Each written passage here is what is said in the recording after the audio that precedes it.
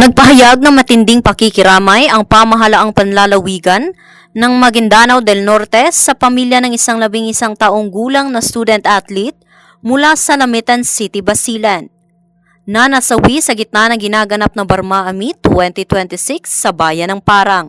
Batay sa paunang ulat, naganap ang insidente sa Baileting area ng mga kalahok na delegasyon kung saan nasamid umano ang batang atleta habang kumakain. Sa gitna ng matinding pagdadalamhati, tiniyak ng pamahalaang panlalawigan ang kanilang buong suporta sa naiwang pamilya.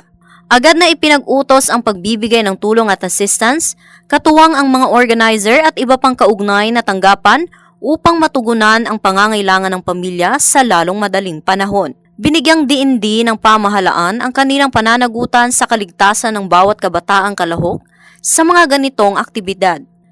Ipinangako nila ang pagpapatibay ng mga hakbang upang masiguro ang kapakanan at kaligtasan sa lahat ng programang isinasagawa sa lalawigan.